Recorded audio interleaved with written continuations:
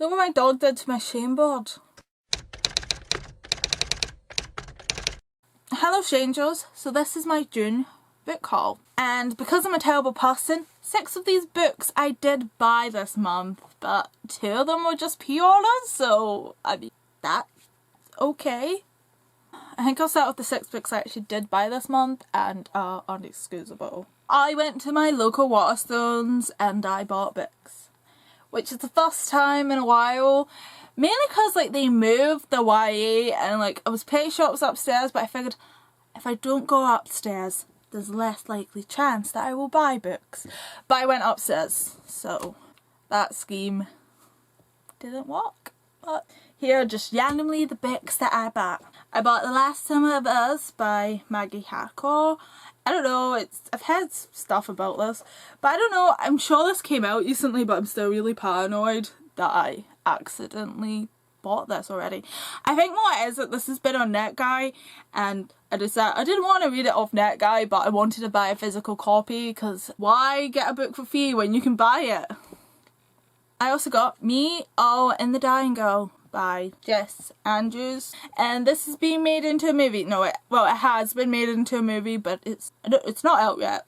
Not here anyway. And I have been interested to buy this book a few times, but I don't think it was ever released in the UK till now, so it's definitely the first time I've seen it in a UK shop. I mean, it's been on Amazon, but I'm pretty sure those US copies they were selling. I'm pretty sure they film something, so they make of films, and it's a cancer book, I guess. I know it's meant to be really funny, it's dealing with dark issues. We All Look Up by Tommy Wallace, and this is the End of the World book, and once again this was on NetGuy and I never requested it, but I bought it. You know, the sound book that's intriguing. I'm not sure if I want to read it, and I guess I want to read this eventually. I don't know, a lot of people say it's like The Breakfast Club, but The End of the World and modern, I guess, and there's 2 months to really live, because it's like the athlete, the outcast, the slacker, the overachiever. We look up and everything has changed. I don't know if I like people being portrayed in stereotypes. And I've got How to Be Bad by E. Lockhart, Lauren Melko, and Sarah McCush. Those are the last names, go find it. I have read a book by E. Lockhart, and I'm pretty sure I don't know, I either own something that features Laura Marco, or I read like a tiny thing by her. But I don't own any books by her alone, so why change that? I've got Remix by Non Pat, and this is her 2nd book, and her debut novel was Trouble. I own it, haven't read it. Everyone says it's great. And this is basically a book set in a festival, and festival books. I love festivals, how you get to go to the festival I really want to go to. I only went once to a festival, so this should be fun. Okay, this is dumb. Basically, I picked this up because it kind of has a similar cover to another book, and I never really read to make sure it was that book. But look, it's a massive YA book, so what's not to love?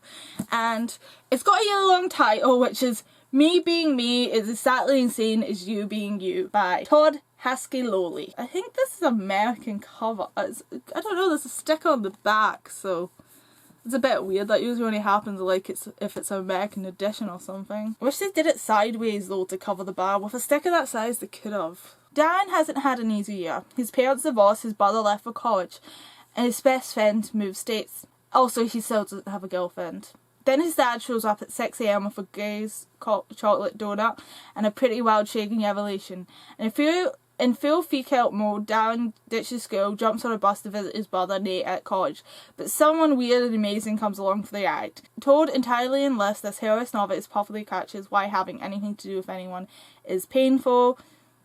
And I can't tell you less of this because the sticker, and I'm scared to take it off. So this is told entirely in less. That's kind of cool. I don't know when I'll read this, but I'll read it. I technically want to read every book I buy this year. I don't know if that will happen. I've read 18 of the books I bought this year, and I've currently bought 73 books, which is why I've got to change my Goodreads, because I'm going to put it that I'm at least going to read the amount of books that I bought this year, at least, even if I don't read all the ones I bought this year. I just really love to finish the year with either the same TBR that I started with, or a better number. I also bought this bag from Waterstones. It cost me £10, I told my mum it was part of a thing, but I mean it was technically free though, because I got a stamp. My stamp thing with Waterstones was full, so technically this was free. Spend £100 for a free bag. Okay, so the next 2 books also come from Waterstones and were pre-ordered. One of these books, while being pre-ordered, I immediately lost it as soon as it arrived. And I found it, because I went looking for it. But to be honest, I can't tell you where I found this. It's gone. That location will not be known to me, but I found it. And that book was the last book in the Night School series by C.J. Dante. And this is the 5th one, I think. That's something, no, but it's either the 5th or the 6th. It's the last one anyway. And I have not read any other books in the series. But I want to finish this series this year. Because, I mean, I read the first book during my exams. And I bought the books. I bought them as they've came out, but I've not read them. It's one of the 10 series that I want to finish this year, and I really hope I do. There's not much I can say about this one because it's the 5th one and I've not read 4 of the 5 books in the series, but I'll give you a brief summary of the first one. Basically, this girl's parents sent her to a boarding school because she breaks into her current school, so she gets sent, and it's all this. It's like a conspiracy about her family, and her brother went missing, so there's all that, and secret. It's a secret boarding school. And I just want to say that the covers of this books get worse and fucking worse. Like, I don't know why she has ginger hair. I don't know, maybe she literally dyes her hair ginger, but in the actual first book she has brown hair and she puts henna. Well, she dyes it red with that temporary stuff. So I don't know, like, why would you dye your hair ginger? Why? And this next book I will be reading very, very soon and doing a review of, and I will neglect all my other reviewing responsibilities for this book, which is Lost and Found by Cat Crap. And this is been delivered to me 2 weeks early. Thanks, Waterstones. By the way, if you're really desperate for a book and you live in the UK, order from Waterstones because it might come early. Also, loyalty point and student discount. I mean, this was the cheapest anywhere for me because of the student discount, and then there was the loyalty point, so it's all good. I love Cat Crap. I really recommend her. Like, go and buy all her books now because they're awesome. My favourite is Tangled, which was her debut novel, and I really love the concept of it.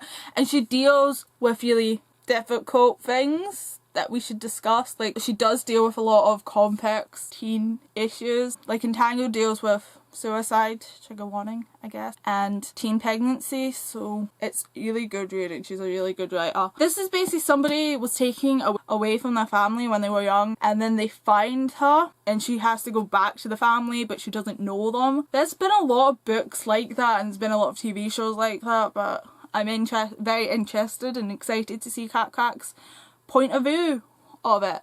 I actually did the proper summary they get. Can you imagine a child taken? A whole family torn apart. Slowly over the years the family pulled themselves back together, a little broken but still strong. But then the child, now all grown up, comes home. This is the story of what happens next. So I'm really excited to read this book. So these are all the books I bought in June, breaking my book ban once again, which is just this constant thing right now, like trying not to buy books. And I mean, I've got my TBR shame board there. It doesn't really work much. I look at it sometimes and do think, wow, I'm ridiculous. So it's, as of filming this, it's been 13 days since I bought books. Just gotta try and not buy any more books. You know, so this is the books I bought in June. I mean, it's not as big as pile I've ever had, and 2 of them were like pre-orders. This book doesn't come out in June, so it doesn't count as June, so it's only 7 books I got. 8 books, so 8 books that I have acquired for the shelves. I'm at 499 books I own that I haven't read. I know, it's terrible. Also, I think I could probably review my board out better when I had to rewrite it because it got all wiped off because of my dog. But, you know, I've got that bottom number of TBR 2004 books, which is basically books that I owned before the start of this year. I don't know, I probably could have named that something better. And I've got 6 books borrowed from the library, and there's like 20, no, I've got 19 NetGuide books that I have to review and read and review. So, gotta get on those things. I'm just terrible. I mean, I love books, so what are you gonna do? I am sorry that I kind of disappeared a little bit. Like, I mean, last week didn't have 2 videos, and you know guys, I didn't have any ideas for them for last week, and I just didn't feel like filming because I didn't have like a concrete idea to give to you. And I mean, I know I could have edited like a vlog thing from past footage, but I'm not really sure if anyone's interested in seeing stuff that's ages old. Like always guys, if there's anything you want me to film, comment down below and tell me. Also, tell me what books you bought this month and how are you going with your personal missions of book buying. Like, are you trying to cut down as well? I mean, I feel like most of us are, because you know, books are just so wonderful. It's hard to say no to them. So I will see you next time. Farewell. I want to talk to you about a trilogy that isn't very good. And that trilogy is the Abandoned trilogy by Meg Cabot.